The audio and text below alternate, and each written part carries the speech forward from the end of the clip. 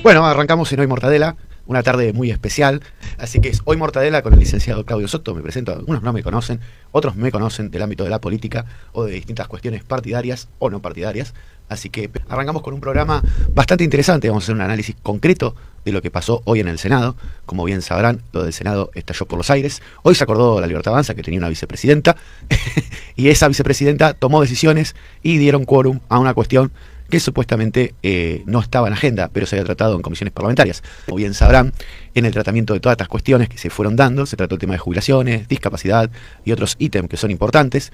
La vicepresidenta Victoria Villarroel recordó claramente que el Senado es la casa de las provincias y que nuestro sistema es republicano, federal y al mismo tiempo representativo. Después hubieron cruces en X, no trajimos las capturas, no tuve tiempo de prepararlas, disculpen la editorial.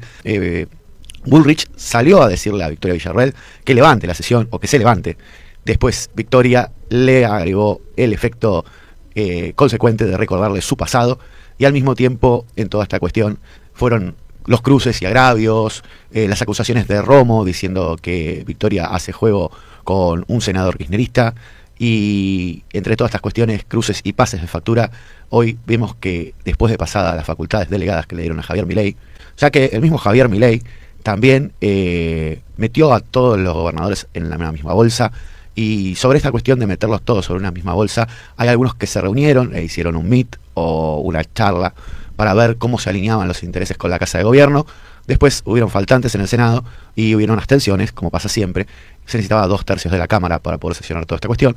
Pero lo relevante y lo concreto de la cuestión es que el horno no está para bollos, principalmente en el Senado. También hubo gente que se movilizó a raíz de estas causas.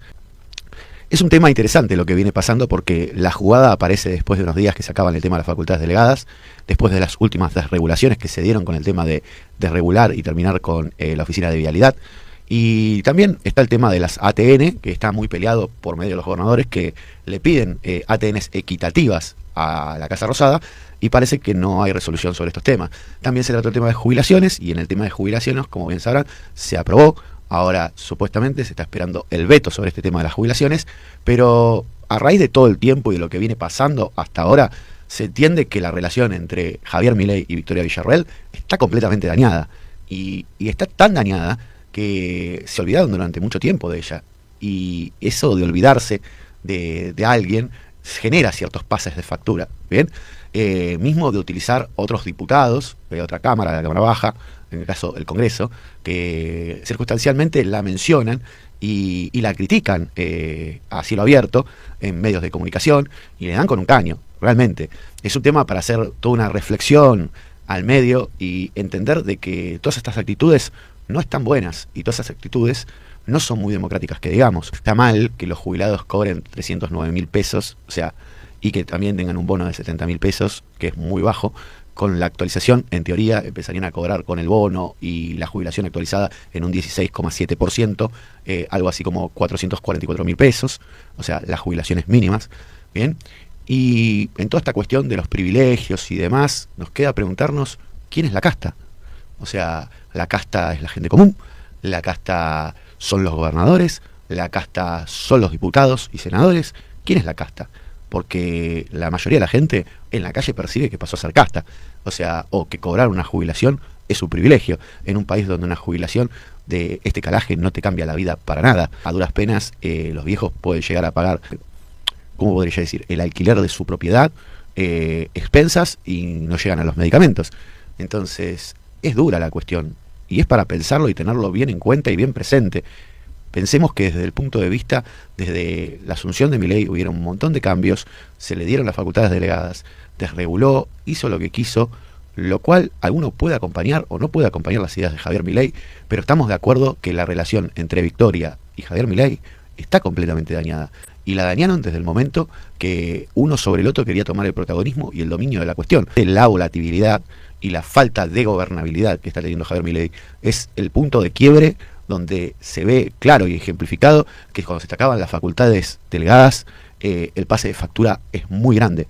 Todo este estrato que se le generó a la sociedad también ocasiona la apatía hacia el gobierno. Si bien uno puede agarrar y ser gobierno y pagar consultoras que hablen maravillas de uno, que lo punteen súper alto, que la imagen en el exterior sea genial, que en todos lados te abran la puerta y te reciban, pero sin embargo se ve que a grandes rasgos las cuestiones relacionadas de la Casa Rosada con el Senado y las relaciones se ven damnificadas. Pero la vorágine es muy grande, los tiempos pasan, parece que hay acuerdo con pocos gobernadores, porque tengo entendido este muchacho Santiago Caputo, que es uno de los asesores estrella, tiene muy buena relación con 10 de los gobernadores, tiene muy buen diálogo, pero aparentemente todo esto viene mal llevado. Y para mí lo que veo es que hay un desprendimiento que es obvio y no veo todavía la repercusión o el hecho de que hayan hecho una nota expulsando a Victoria Villarroel de La Libertad Avanza o algo por el estilo que notifique la situación de que Victoria ya no es parte de su espacio.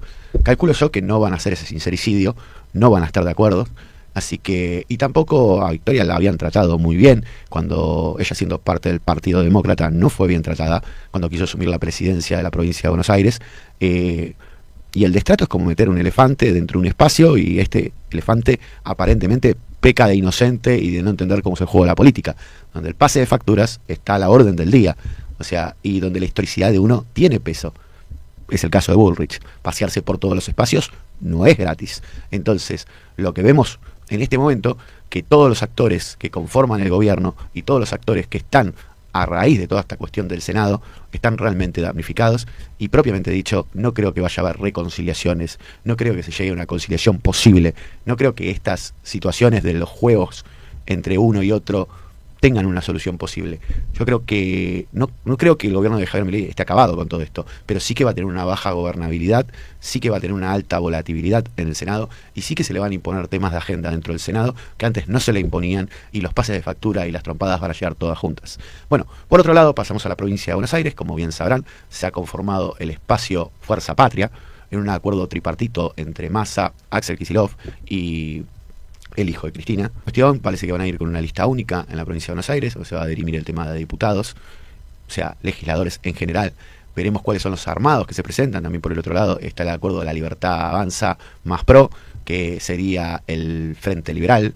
Así que vamos a ver también qué se decide con todas las cuestiones en materia de los posicionamientos de las listas, cómo van a quedar conformadas. Parece que Catópoli se quiso cagar a trompadas con el hijo de Cristina, así que vamos a ver qué razones hubo o qué, pero me imagino que han dañado las relaciones y los acuerdos preexistentes de alguna forma.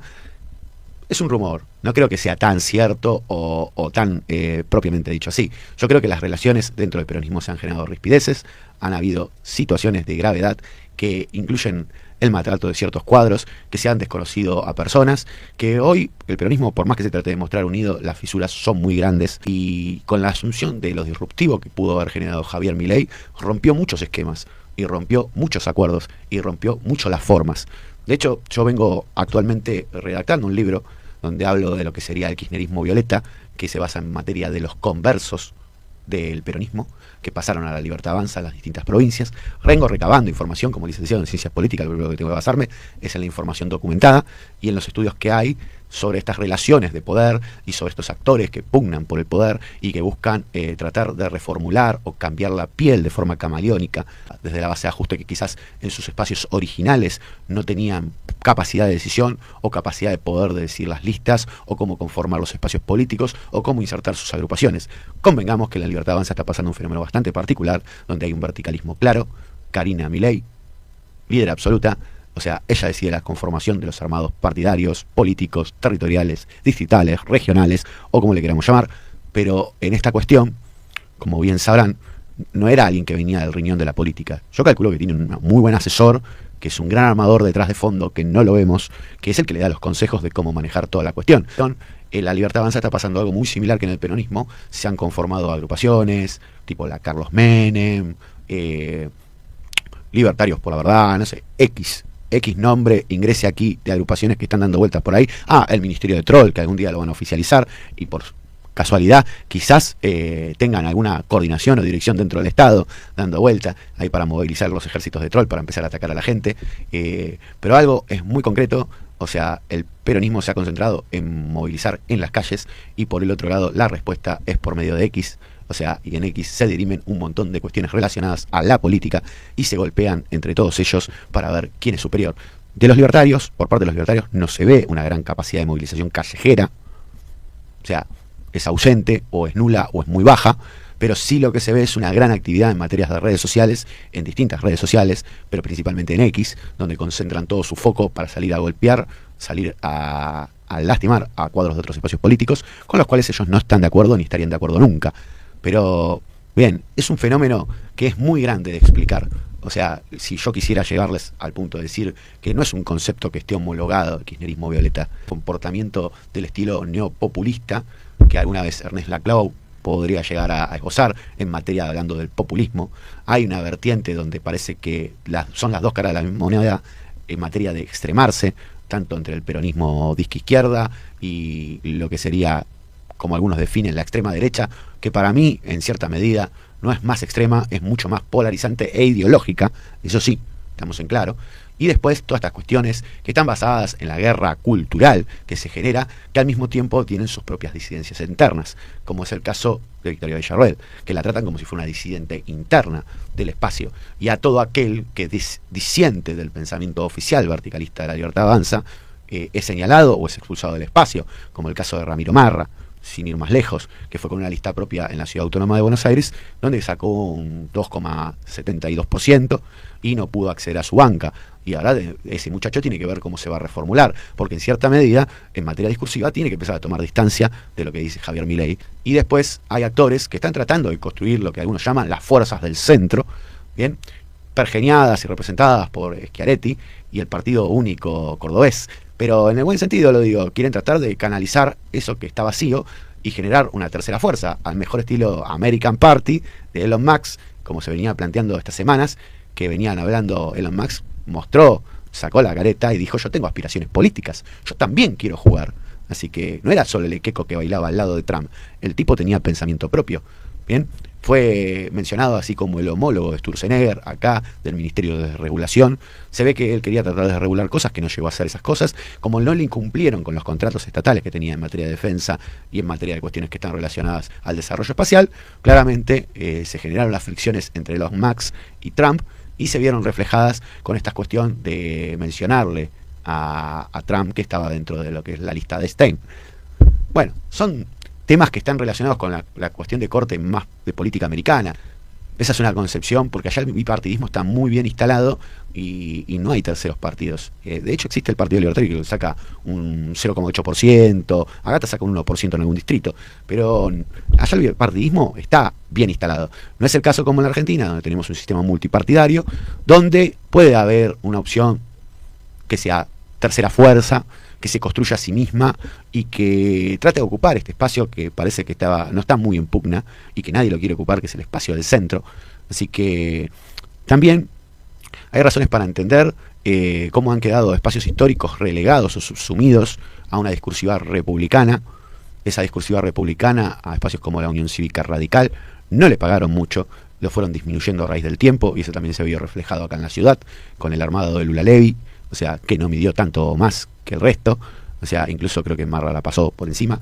Pero si vamos a grandes rasgos, yo hablo de personajes de la política y de la generalidad de la política. No trato de especificar algo concreto. La editorial originalmente, de lo que yo venía tratando, era del tema de Victoria Villarroel, o sea, y la relación en el Senado y cómo estas relaciones se fueron descomponiendo a raíz del tiempo.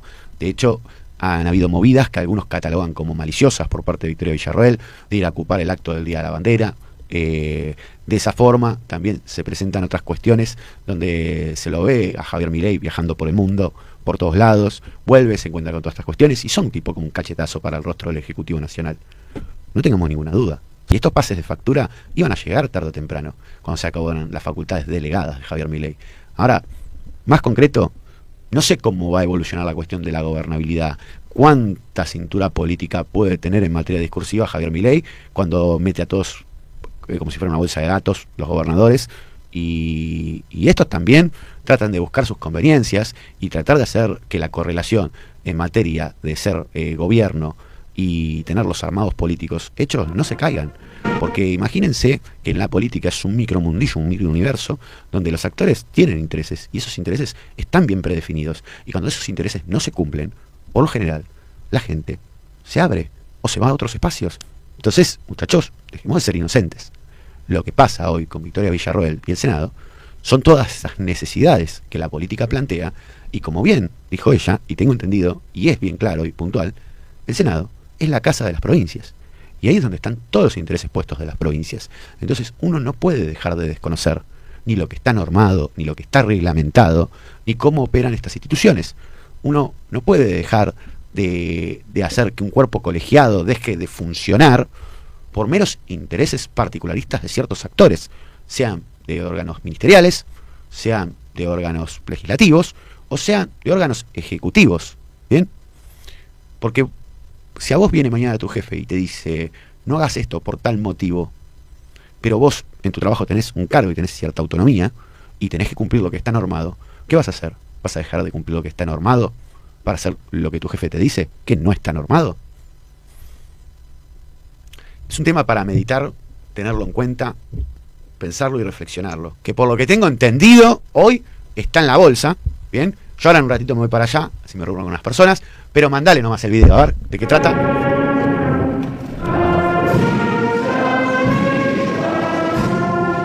Calculo yo que hoy está la visita de Javier Milei en la bolsa. No sé si estará muy contento o habrá una decencia después de todo lo que pasó hoy en el Senado, pero deja muchas inquietudes y muchas preguntas irresueltas. O sea, muchas cuestiones que no se han concretado hasta ahora y no se sabe cómo van a evolucionar a grandes rasgos. Lo que sí es entendido que hay una cuestión, por ejemplo, en mi caso muy particular, me parece que hay un cierto grado de disidencia controlada dentro de los streaming. No sé si algunos coinciden o piensan igual. El caso de Blender o Carajo, que tienen el mismo dueño, que es este muchacho Marini, que abrió estos dos medios y parece que a ambos lados de la trinchera, tanto libertaria como filoperonista kirchnerista, hay una cuestión bien concreta donde había que ocupar esos lugares desde las discursivas de los streaming para bajar línea y bajar la batalla cultural y administrar esa batalla cultural desde una disidencia controlada. Quizás a la mayoría de la gente, lo que digo, no le importa, no le parece interesante y le parece algo que no es detectable y que no es un fenómeno real. Pero yo les diría que hoy agarren el diario, traten de buscar información, quién es el dueño de Blender, quién es el dueño de Carajo, y se van a dar cuenta que la batalla cultural tiene dueño. Tiene dueño y tiene nombre y apellido. Y esa batalla cultural que hoy nos comemos por la televisión La Curva, esa batalla cultural, esa guerra cultural de la que todos hablan, está impulsada desde un globalismo woke, ¿bien? Algunos le llaman así.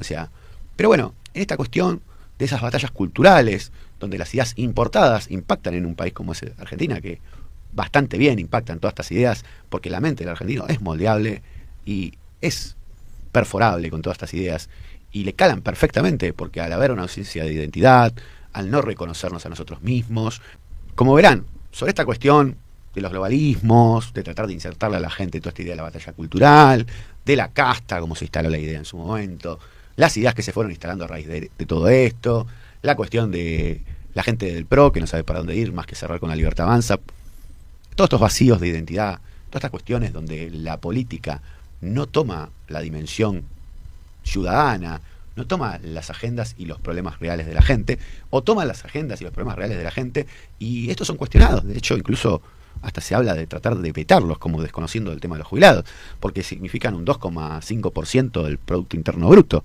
Entonces, los privados, o sea, la generación productiva, la economía y todo lo que está arreglado desde la macro, ¿está bien o está mal? ¿O está amañado el equilibrio fiscal? Porque queda preguntarnos eso. ¿El equilibrio fiscal está amañado de forma tal que si le damos la jubilación a 4,7 millones de jubilados que tienen la mínima, que pasen a cobrar 444.000 pesos, le va a hacer tanto daño al equilibrio fiscal? ¿Va a dañar tanto ese 2,5 del Producto Bruto Interno? Porque lo de las ATN es un 0,2% del Producto Interno Bruto, no es mucho más que eso, y el reparto equitativo de eso. Bien, también se habla del tema de las cajas jubilatorias provinciales, que no se los desconoce, que también es un tema que se tiene que solucionar, que es un planteo que en su momento en la elección del 23 trajo Schiaretti, bien, que esa es la base de la candidatura presidencial de Schiaretti, que vino a reclamar eso específicamente, no vino a reclamar otra cosa, que solucionen ese tema. Cuando hay candidaturas, cuando hay posicionamientos, cuando uno te dice que uno es mejor que el otro, siempre hay que pedirles la evidencia de lo que están haciendo. Como cuando vino la otra vez a este programa un diputado de La Libertad Avanza de la provincia de Pascual, al cual estamos muy agradecidos que haya venido, y como yo le dije, tráeme la publicación sin las identidades de las personas de las denuncias que te mandan, porque hay que ir a la fuente, y el problema del argentino es que no va a la fuente de las cosas, se queda con la información superficial, y en todo caso la ignora, o la detesta, o la aborrece, o te responden soy apolítico, que también es otra forma de hacer política, es decir, no me interesa la política, ¿bien? Porque un sí o un no es un posicionamiento político, te guste o no entenderlo, así que cada uno puede decidir y pensar como quiere, cada uno tiene la libertad de aceptar las ideas que más le convengan, o las ideas que realmente son ciertas para uno mismo, que caen en la naturaleza de uno y en la conducta de uno, y que conforman al ser humano. Como seres humanos, todos tomamos decisiones, y lo que pasa en el Senado también es parte de la condición humana, en la toma de decisiones. Que se critiquen, que Mayans, como lo trataron como un gran conspirador con Victoria Villarroel, pero después el mismo Mayans es el que dice que no entiende qué hace Victoria Villarroel ocupando esa banca. ¿Qué lo dice? ¿Para la tribuna? ¿Qué lo dice? ¿Para mostrar distancia? Y que para desconocer lo que actores como Romo denuncian como un acuerdo de Victoria hacia el sector del Senado kirchnerista.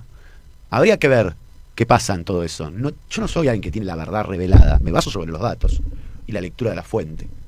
No soy alguien que viene acá, se sienta, le pregunta a alguien y tiene las respuestas a todos los problemas de las personas. Pero sí soy alguien que usa la intuición, la deducción y la lógica para entender cómo piensan estos actores, por qué hacen lo que hacen, por qué miran el mundo como lo miran y por qué toman las decisiones que toman. Con una sociedad como la Argentina, que está muy subsumida, muy golpeada, muy influenciada por muchos actores extranjeros, donde ciertos grupos, digámoslo así, ciertos países con cierto grado de influencia van a universidades públicas y le regalan libros gratis de su historia y su cultura, es donde van a las instituciones clave, a los de abajo, para conquistarles el pensamiento. Porque de esa forma, cuando te conquistan el pensamiento, es la mejor manera de manejar tus políticas públicas, es la mejor manera de manejarte a vos como ser humano, es la mejor manera de tenerte teledirigido, es la mejor manera de que vos vayas y pongas el cuerpo ante organismos públicos para que no cierren esos organismos públicos y venga el aparato represivo del Estado y te rompa la cabeza, como le pasó a este chico Bonfante, que fueron y le rompieron la cabeza. ¿Pero por qué? Porque hay una influencia detrás del pensamiento de él, hay una orientación detrás de ese pensamiento, y ese pensamiento también está impulsado por actores internacionales. Yo creo que no se trata de una cuestión de marxistas versus humanistas, de marxistas versus liberales. No se trata de una cuestión que la política se puede reducir solo a eso, al juego pendular de la política. Hay que romper con el juego pendular de la política, porque este juego pendular de la política es el que nos llevó a la falta de gobernabilidad, es el que nos elevó la vara de la inflación, es el que ahora baja la inflación, pero la gente en el bolsillo no lo siente, porque los sueldos no suben. Es donde la gente ve que todos los meses, cada 2 o 3 meses, se vuelve a indexar la factura de luz, de gas, de teléfono, de internet, porque internet pasó a ser esencial para todos nosotros. No conozco a nadie que no pueda vivir conectado a internet.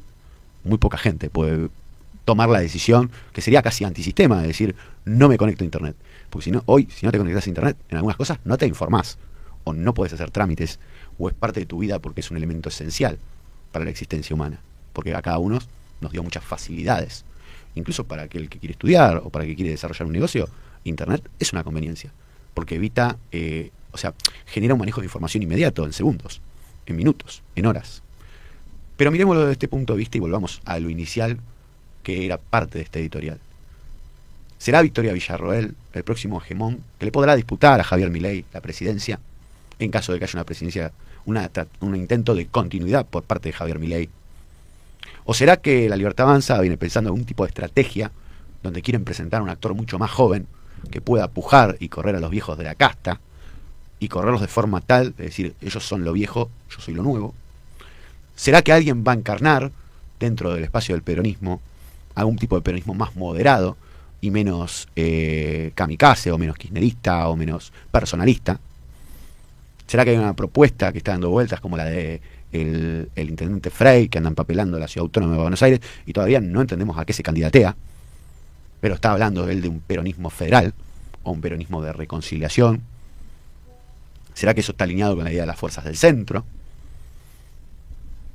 ¿Será que todos los partidos políticos que vimos hasta ahora están en declive porque tienen una gran crisis interna en materia de identidad, como dije en su momento? Que la volatilidad que se ve reflejada en los órganos legislativos es parte de la crisis de identidad de los partidos políticos. y que los partidos políticos son etiquetas vacías que terminan representando personalismos o unipersonalismos, como estoy haciendo yo hoy acá en este programa, un unipersonal para todos ustedes, y para que ustedes se entretengan y al mismo tiempo casen toda la información que yo les digo y la utilicen para reflexionar o hacer un mapa de cómo evitar ciertas movidas políticas que se van dando en la actualidad que pueden afectar nuestro bolsillo, que afectan nuestra vida diaria, porque los políticos tienen una facultad y algunos parece que lo obvian, se olvidan o la esquivan, que tienen en la mano la vida de todas las personas que representan. Y si uno no tiene ética, no tiene moral y no tiene aplomo para entender que las decisiones que uno toma representan la vida de las personas, para bien o para mal, y en esas decisiones el juego, la variable de ajuste, es el ser humano. Novedad, ahí me acaban de mandar el discurso del presidente de la Bolsa, que nos parece muy interesante y lo queremos presentar, así que a pedido especial de nuestro conductor estrella Daniel Pignolo, que hoy se encuentra en esa fiesta, por así decirlo, y en esa reunión, así que queremos que avancemos por eso. Podemos poner el video en la técnica. Javier Milei, ministros del Gobierno Nacional, autoridades y funcionarios nacionales, provinciales y de la Ciudad de Buenos Aires, embajadores y representantes de países extranjeros, autoridades del sistema bursátil y del mercado de capitales argentinos, señores empresarios, señores presidentes del denominado Grupo de los 6, Núcleo Empresarial Argentino, invitados especiales, señor dirigente de la Federación de Empleados de Comercio, señores invitados, queridas socias y queridos socios de la que ustedes saben, la institución por la que estoy dispuesto a dar mi vida desde hace 61 años. Bienvenidos todos a la celebración del 171 aniversario de la Bolsa de Comercio de Buenos Aires. Es un inmenso honor darles la bienvenida a esta casa centenaria, que hoy celebra nada menos que 171 años de historia, la Bolsa de Comercio de Buenos Aires. A lo largo de casi 2 siglos, esta institución ha sido testigo y protagonista de los momentos más relevantes de la historia económica y política de la Argentina. Aquí se canalizaron esperanzas, inversiones, decisiones de riesgo, siempre pensando en el futuro del país, porque eso es, en esencia, el mercado de capitales, una herramienta que transforma el ahorro en inversión, ideas en empresas y trabajo en progreso. Recibir hoy al señor presidente de la Nación en este aniversario no es solo un honor institucional, es también un gesto simbólico que reconoce la importancia del diálogo público-privado, el respeto por las instituciones y la convicción de que ningún país puede desarrollarse sin un mercado financiero sólido, transparente y fundamentalmente previsible. Doctor Javier Milei, ministro... Bueno, como pudimos escuchar, el discurso de la Bolsa lo dice bien claro. Mandaron otro más. Bueno, vamos a hacer un paralelismo con lo que dijo el presidente de la Bolsa. Un mercado financiero fuerte, transparente y que respete las instituciones, tanto en lo público como en lo privado. Y eso es lo que pasa hoy. Quizás hay ausencia de respeto entre lo público y lo privado. Y esa ausencia de respeto es lo que genera la volatilidad y la falta de gobernabilidad. Es un dato para reflexionar. Así que si alguna autoridad del Ejecutivo Nacional lo escucha, estaría bueno tenerlo en cuenta eso. Arrancamos con el otro video. La previa del Rodrigazo. Así que entiendo que los contrafácticos suelen generar sospecha, pero estaban los elementos claros para, digamos, un verdadero desastre macroeconómico. No les gusta mirarlo así, pueden mirar la tasa interanual, de llegar a niveles en torno al 300%, hoy, digamos, vamos a estar viajando en torno al 20%, por lo tanto eso también es un gran éxito. Y lo más importante es cómo esto se logró. Entonces, esto es muy interesante porque una de las cosas que no hubo, digamos, fue una hiperinflación previa.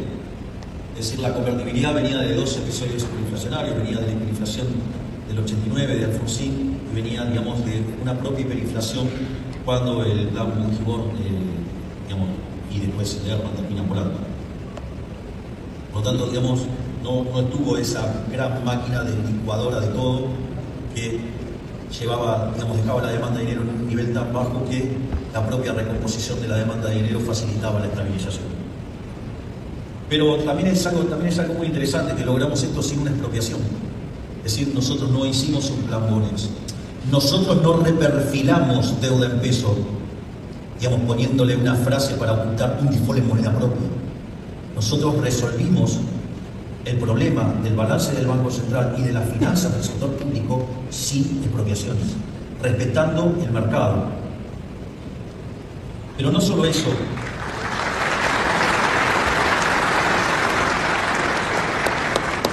Además, también lo hicimos sin controles de precios. A ninguno de nosotros se nos ocurrió violentar el sistema de precios. Porque, como liberales, nosotros respetamos el derecho a la vida, a la propiedad y a la libertad.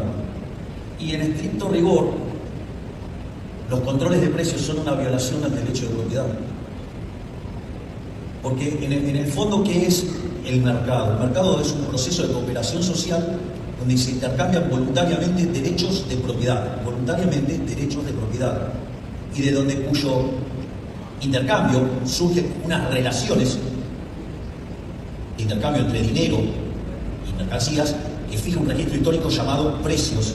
Y el precio es un mecanismo de transmisión de información que genera básicamente una señal que hace que los agentes se coordinen en torno a esa señal. Algunos serán compradores, otros serán vendedores. Y si hay desequilibrio, se producirá un comentario que era el doble del que había en la previa del Rodríguez. Así que entiendo que los contrafácticos suelen generar sospecha, pero estaban los elementos claros para, digamos, un verdadero desastre macroeconómico. No les gusta mirarlo así, pueden mirar la tasa interanual, de llegar a niveles en torno al 300%, hoy que la que fue el caso del gobierno de Menem. Bueno, en realidad, si ustedes se fijan, nosotros, la caída de la tasa de inflación es mucho más rápida, y esto es muy interesante porque nosotros recurrentemente solemos trabajar con lo que es el índice de presión mayorista porque es anticipado. Entonces, como va anticipado, se puede ver con mayor claridad. Y ahí, digamos, pasamos de niveles del 54% mensual a niveles de deflación. O sea, después de cerca de 17 años vimos un dato de deflación. Con lo cual, pasamos de niveles de que anualizado, digamos, estaban en torno al 17.000%. Hoy escuché a Ariel Korenberg hablando explica por qué estábamos en lo que era la dinámica de una hiper, ya sea si uno lo toma. Bueno, como verán, básicamente las cuestiones de las que hablaba Javier Milei es en materia de indicadores, volviendo sobre esta cuestión de no violentar la propiedad privada, que es una cuestión mera y puramente técnica e ideológica. Pero lo relevante de la cuestión es que dice que logró todo lo que logró en materia de solucionar la macro sin expropiaciones, o sea, respetando la máxima ideológica del libertarianismo, de la defensa irrestricta de la propiedad privada. También tengamos en cuenta, cuando habla de indicador de lo que es interanual, nos está diciendo que en comparación al año anterior, o sea, el aumento del periodo específico con el mismo periodo del año anterior, o sea, ¿qué quiero decir con esto? Si tu empresa generó 100.000 pesos en el 2023 y en el 2024 genera 120.000 pesos, sube un 20%. Eso es lo que quiso decir a grandes rasgos. O sea, que eso lo que venía a tratar de solucionar en la macro, en teoría lo viene logrando. Pero la micro no está solucionada, todavía no cayó el derrame de la macro a la micro. No se vio, no llegó al bolsillo de la gente. Tampoco hay. Yo veo periodistas que reclaman o le reclaman a Javier Milei que todavía no se bajaron impuestos, o que no ven cambios circunstanciales, o que siguen pagando aún más impuestos que antes. Incluso los que importan o mandan cosas a las provincias me dicen: Claudio, yo sigo pagando lo mismo que antes. Antes pagaba así cuando traía algo de afuera y me cobraban todo. Incluso por un sello me cobraban 220.000 pesos, una locura. Pero después, sobre otras cuestiones, como bien sabrán, recurrir a la cuestión del pasado para no hablar del presente actual, es la estrategia de todos los gobiernos. Lo que repite el Ejecutivo Nacional son estrategias similares a las que se repetían en la época de Alberto Fernández, de hablar mal del antecesor. Son las estrategias que repitió Mauricio Macri, de hablar mal del antecesor. Y son las estrategias que repitió Cristina Fernández de Kirchner, de hablar mal del antecesor. Porque es más fácil hablar mal de tu antecesor, pero es difícil hablar de lo que uno está haciendo, bien o mal, sin darle protagonismo al antecesor. Porque el antecesor no cambia la vida. El antecesor, el daño ya lo ocasionó. Lo que hay que hablar es de la hora, de este tiempo, de lo que uno está haciendo, para bien o para mal, con críticas y reflexiones, pero al ser concreto, no solamente repetir una cuestión de la información de los precios, como un discurso ideológico, o que el mercado se autorregula sobre esas cuestiones, que las entiende o las quiere entender solamente el grupo reducido minarquista al cual le habla Javier Milei. Después podemos o no estar de acuerdo, pero el mercado financiero tiene que existir, es parte de lo que fija los precios del motor productivo del país. No está mal que sea así, está perfecto que sea así, pero tiene que tener esta concepción de entendimiento del respeto institucional entre lo público y lo privado. Y espero que Javier Milei también, a partir de ahora, tenga esta concepción en cuenta, porque los empresarios le están tratando de decir algo. Y es concreto lo que le dice. Así que, bueno, si te gustó el programa, creo que le vas a meter un me gusta, vas a empezar a seguir el canal de On Radio. También seguime en mi canal, Juicio Analítico CSS, me puedes buscar por ahí, si quieres ver algunos de los análisis políticos que hago. Por lo general suelo hablar más de política de afuera, como todo politólogo. Así que, y también aprovecha, porque el 12 de julio está el evento Anime Frey, con una entrada colaborativa de 3.000 pesos. De hecho, hay stands como Shogun Buenos Aires, que tiene una propuesta gastronómica completamente japonesa. Después tenemos un buffet café. ¿Sabes que cuando pones la imagen no se ve la locación? ¿La podés achicar? Bueno, es en Combate de los Pozos 1051. Ahí tenés, para comprar tu entrada, puedes escanear el QR o entrar al estado o buscar en el link que está en la bio y podés entrar y comprar tu entrada. 3.000 pesos hoy no son nada. Igual, de 12 a 13 está la entrada libre para aquel que no tiene oportunidad de pagar, lo cual está genial, que venga gente y que si no puede pagar, que entre gratis y que pueda disfrutar y consumir algo adentro, pasarla bien. Va a haber un show de una Annie Singer que se llama Kaori, que va a cantar varios openings en anime, y tenemos un show sorpresa para reconectar con lo nuestro, pasado el 9 de julio. Algo de folclore no vendría nada mal. Ya medio como que anticipé la sorpresa, pero no importa, no viene el caso. Así que aprovechá, vení, dura de 12 horas a 19/20:30, puede ser que los tenemos un poco más, por cuestiones del cronograma, pero el cronograma está fijado, lo pueden ver en anime.frey.idol. Aprovechen a venir con amigos, aprovechen a venir con gente, y si sos cosplayer, venite disfrazado. Así que, bueno, espero que les haya gustado el programa de Hoy Mortadela, y nos despedimos hasta la próxima semana, todos los jueves de 19 a 20, en Hoy Mortadela. Hasta luego.